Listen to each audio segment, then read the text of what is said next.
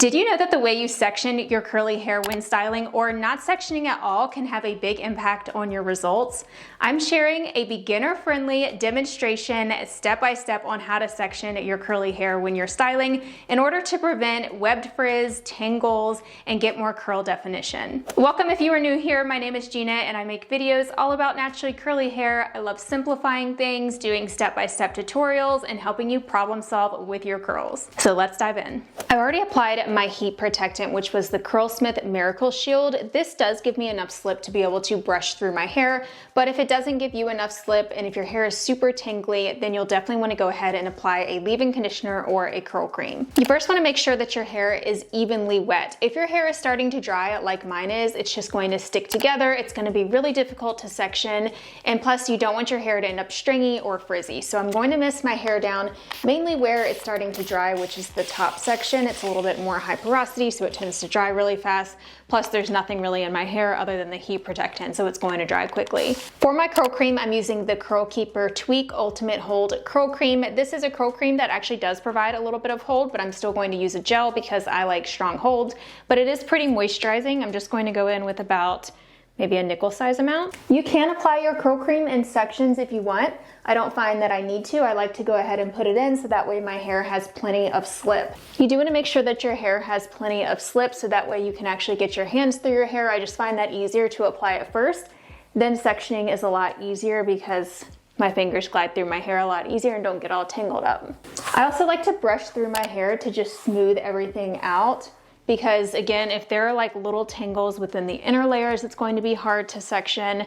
And I like to just get everything smoothed out, and then I style and then scrunch to get my curls to come back. I'm also running my fingers through my hair to lift the hair up off the scalp. This is another common mistake that people make with sectioning, is they brush their hair and their hair is kind of stuck to their head. And if your hair is stuck to your head, it makes it really difficult to create sections, because you'll feel as you're putting your fingers onto your scalp that there's hair in the way that's kind of coming down to where you're not capturing it and you're not getting a clean line. So create that space at your root by lifting the hair up off the scalp like this. There's a little bit more lift right here versus it being just plastered to my scalp. Also, to brush through my hair, I'm using my Tangle Teaser brush. This is one of my favorite brushes because it's multi-purpose. You can use it to distribute product and to detangle like I just did, and then also to style. So it's very multi-purpose. If I use other styling brushes like I'm actually going to use today, the Bounce Curl Define and Styling Brush, this is really great for styling, but it's not necessarily a detangling brush, so I don't really use it to like comb through my hair and distribute product. I just use it to style, so that's why I have two brushes on hand today. But if you just want to use one and only want to get one brush, the Tangle Teaser is more multi-purpose. So when it comes to sectioning, I like to start at the bottom and work my way up. So I will style the bottom section first and then style the top sections. That seems to work the best because then that way the finished hair is pinned back away from everything else, and then we're working upwards, because if your finished hair is on top, it can definitely come down into the other sections, and we don't want that. So the number of sections is going to depend on how thick your hair is. I have pretty low density hair. If your hair was super low density, like even thinner than mine, then you might not even need sections, or maybe you only need two. And it's also going to depend on your haircut and your layers. I don't really have any layering in my hair, but my top section is a lot tighter, and it also is different in texture, so I definitely need to kind of treat it differently and style it differently. I usually just do 3 sections. So if you think about a section, it's going to go around your head like this. So it's horizontal versus vertical, and definitely add water as you go. If your hair starts to dry, I always have my spray bottle on hand. So to create my section, I'm going to take my 2 index fingers and I'm going to place them right where I want my section to be. So as I mentioned, right around my eyebrow, and I'm just going to kind of feel down to my scalp. So the skin on my head, I'm not starting on top of the hair like this. I don't know if you can see up close, but I'm going kind of underneath of that hairline there, because you want to keep your fingers as close to your scalp as possible and stay underneath the hair when you're creating a section. Once your finger starts to lift up and you start going over top hair, you're losing the hair, and that section is going to not have a very clean line. So you want to stay underneath the hair because you're creating that division there.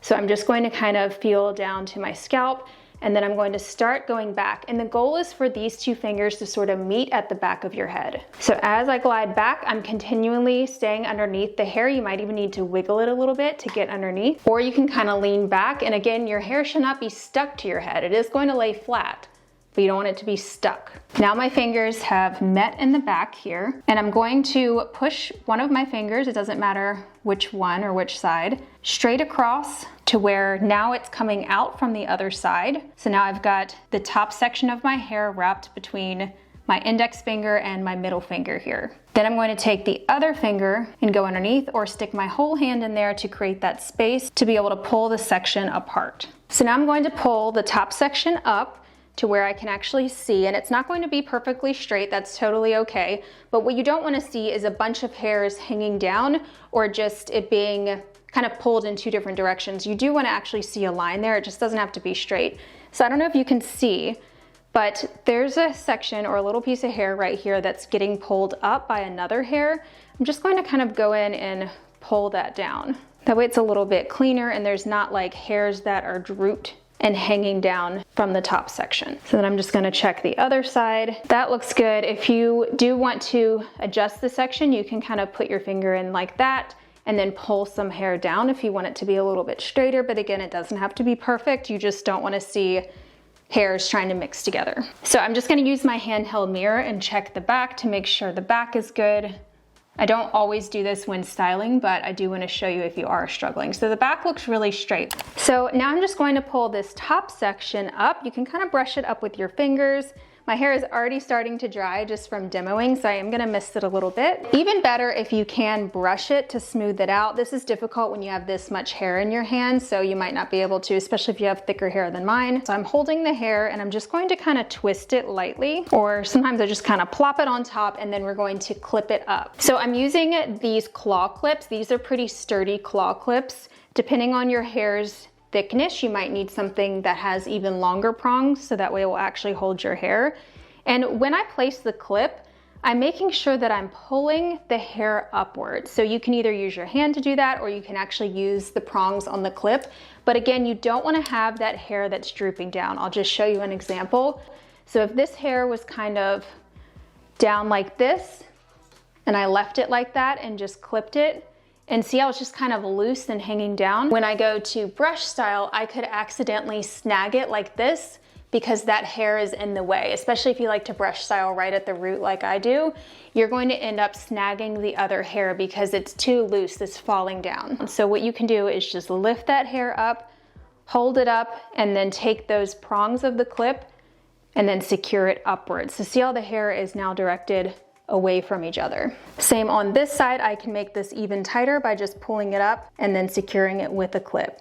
If all of your hair is too thick to stay in one clip and stay tight, you might need two clips. So there's lots of different types of clips. Some people like these duckbill clips because they have these grooves so they hold onto the hair really well, but I find these difficult to get in my hair and they actually mess up my sections and I end up with snags.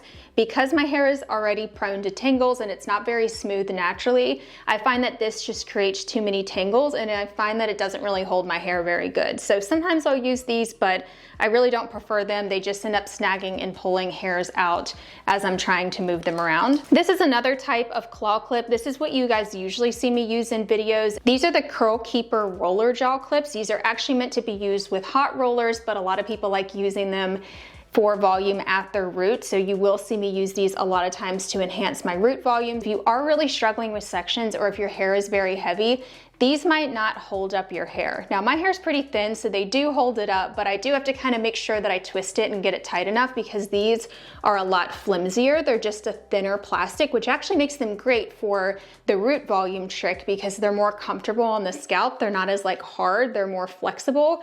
But something that's flexible like this might not hold your hair if you do have thick or heavy hair, or if you are creating large sections, especially like this. Plus, if you don't have enough hair in it, it will definitely fall out. So that's why I wanted to share these. I can't remember the exact brand of these. They come in a multi-pack on Amazon. I will say the finish is starting to rub off on these, so they're not great quality in terms of that. However, the quality of the spring and everything and the plastic feels very sturdy. Once again, my hair is already drying, so we're gonna mist it down. So now I'm ready to apply my gel. I'm using the Curl Keeper Gel Ultimate Hold Gel. This is a strong hold gel. It's a clear formula. It doesn't give a ton of moisture, which is why I use the curl cream underneath.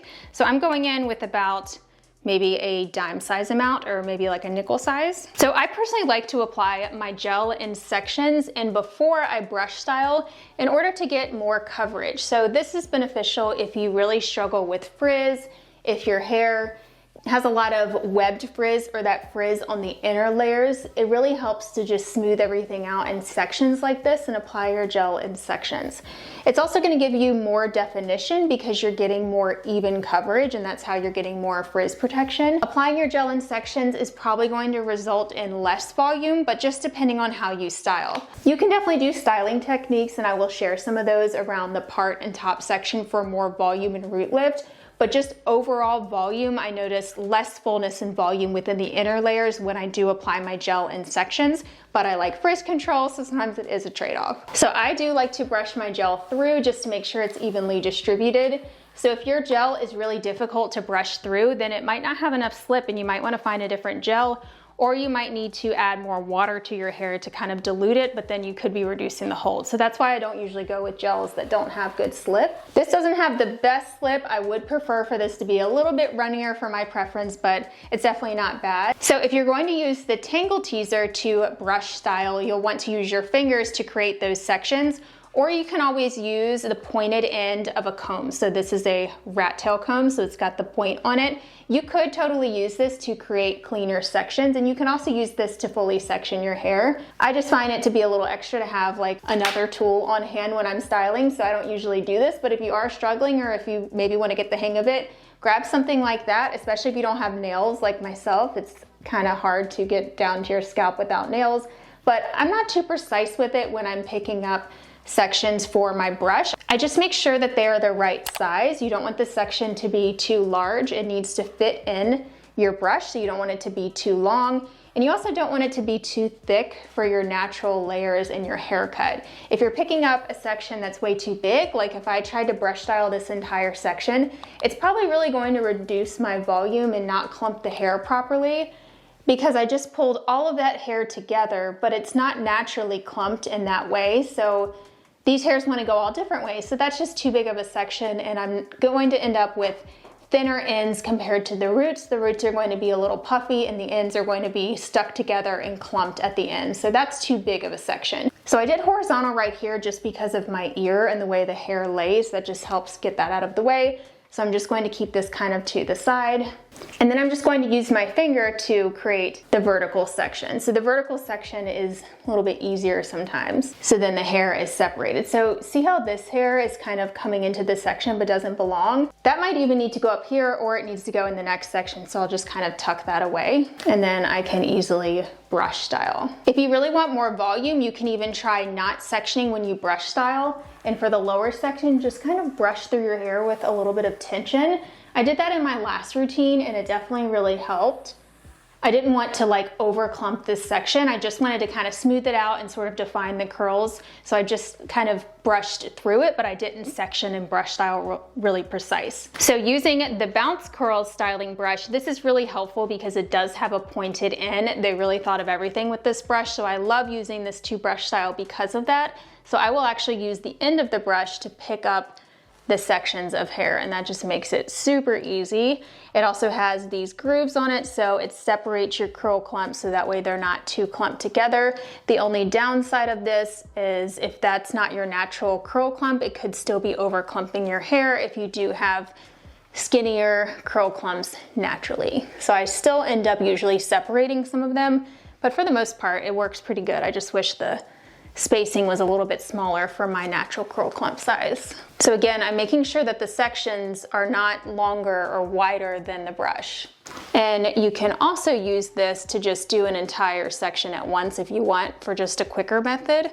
I've been doing this down here because I have a lot of really short hairs, and I find that this kind of blends them better is if I just brush them into the curl families above, but that can also reduce your volume. Okay, so now I'm done brush styling the bottom section. Everything is nice and defined. We'll want to clip this out of the way before we move on to the top section. So you can just use another clip. These claw clips come in a multi-pack, so you want to have several of these on hand when you're styling.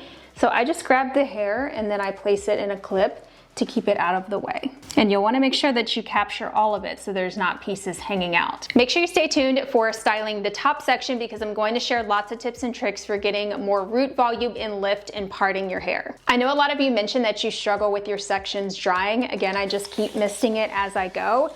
And if your bottom section starts to dry before you diffuse, you'll just want to mist it again with water. I definitely have to do that a lot, especially when I'm taking too long to style my hair. It's going to be difficult to create a section on this top section if it's dry and tangly, just like I shared in the beginning. So that's why we want to wet it down and also detangle it if possible. So now I've got the top section wet and smoothed out, and I'm going to create another section. So I'm essentially going to be splitting this in half. And this is where it helps to kind of know your hair texture and your layers, because I know that there's a particular area, it's right around where my temples are and above, that need to be styled a little bit differently. So that's where I'm going to section here. Again, I'm not too precise with it. I just kind of go in somewhere around here. And I'm doing the same method where I'm pressing my fingers down onto the scalp and staying underneath of the hair. And then my fingers are going to meet in the back. Another method you can do if your fingers are long enough for this is just use two fingers like this to grab the top section, and that can be a little bit easier to then meet your fingers here. And sometimes I will even finish off the back section separately. It can also help if you kind of hold your hair up to where you've got that space in there and then go in and create a straight line. So I'm just gonna do that to kind of fix this crown area. So that looks a little bit better. So I am going to brush through this top section before clipping it just to smooth it out because there's not too much hair up here, so I can totally do that. And that also helps to make sure that the hair, again, is not hanging down into the lower section. I need to kind of create a section right here because see how this hair is coming up into that?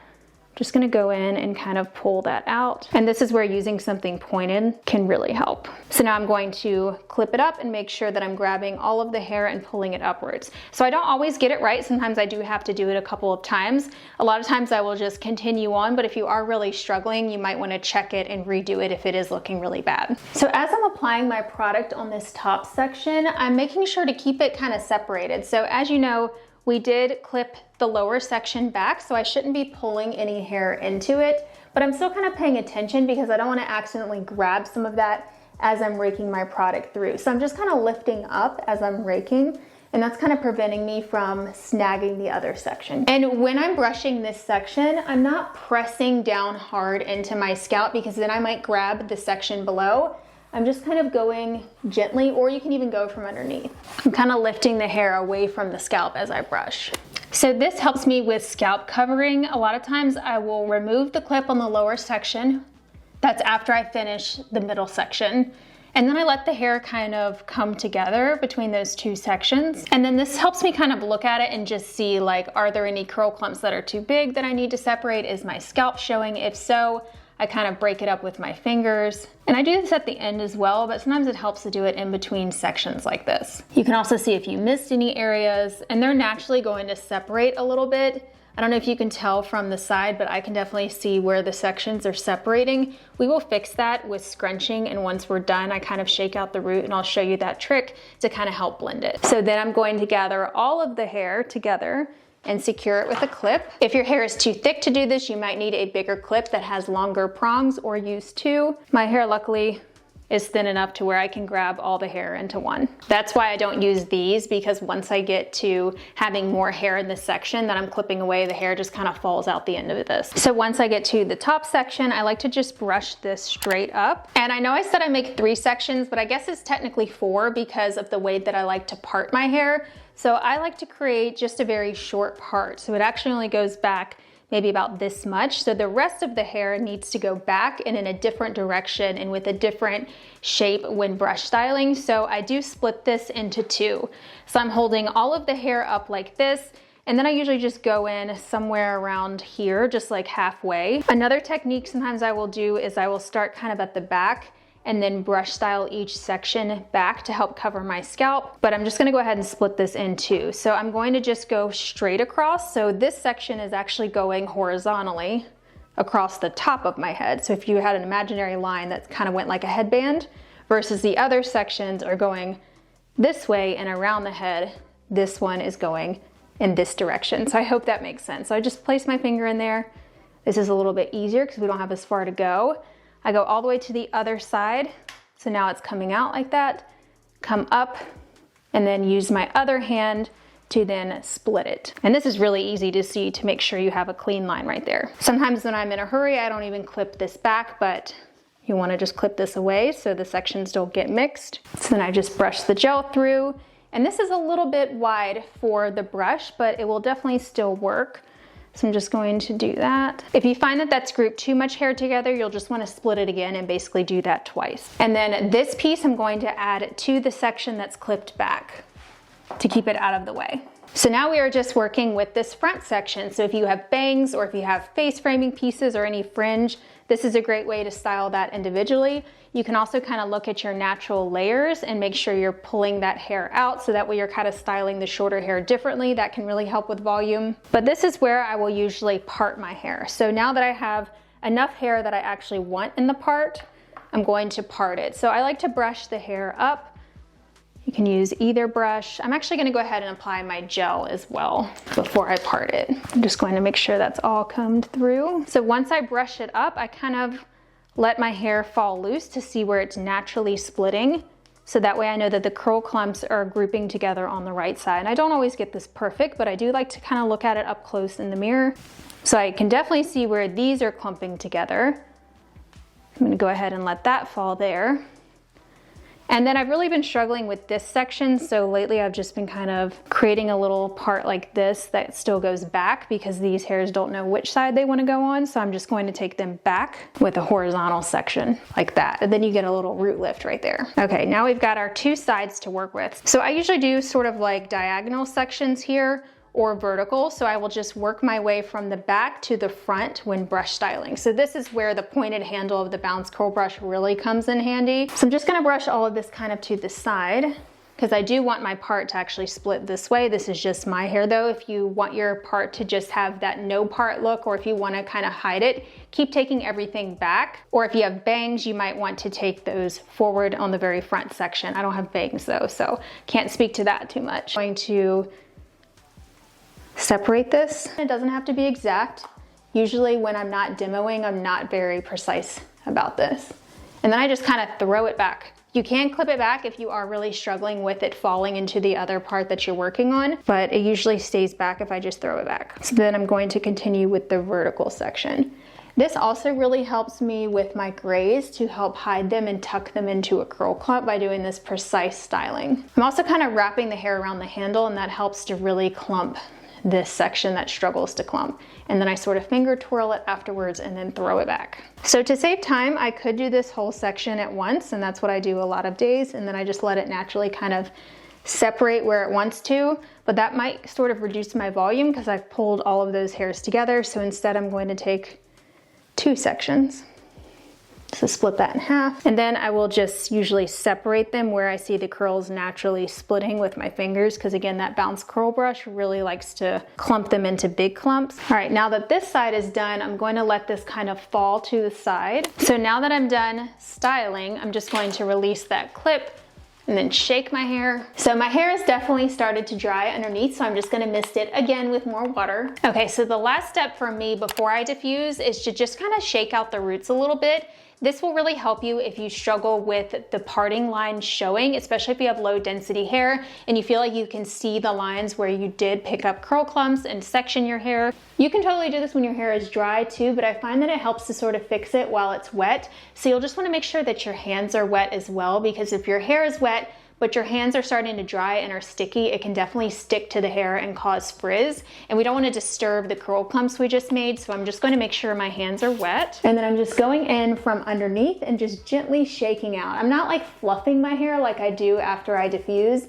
I'm just sort of going in and like pressing the hair up. This is sort of joining those sections together. this little step makes such a difference. And I don't mind if it creates a little bit of frizz because that will give me volume. This is also where I usually check the back of my hair and make sure that my scalp is covered. And if not, I just sort of, again, shake it out, or I will take my brush and sort of brush it in the opposite direction. So now I'm ready to go around and scrunch. So I just added more gel to my hands and also more water.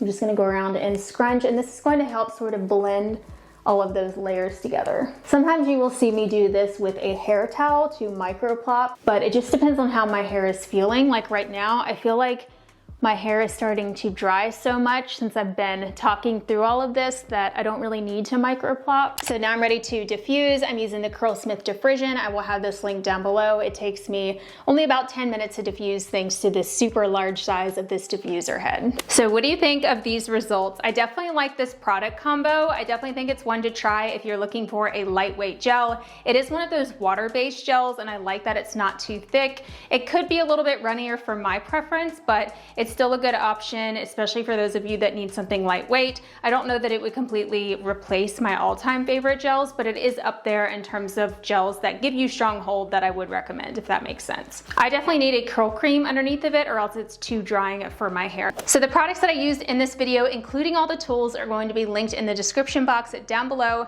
I will also include a link to the shop page on my blog, so if you're looking for some new products and you need some help finding the right products for you, there are tons of different filters on my shop page, everything from stronghold gel to gels with protein to a chelating shampoo that removes hard water. I've covered everything, so you can definitely sort through to find the right products for you on that page. For more styling help, check out the recent video that I did all about how to prevent wonky curls. If you're getting a lot of wonky curls from brush styling and especially diffusing, I cover how you can prevent that in a step-by-step routine and some mistakes that you might be making that are leading to those zigzag curls that will just not spiral and they have a mind of their own. So check out that video linked right here on the screen, and I will talk to you over there. Bye everyone.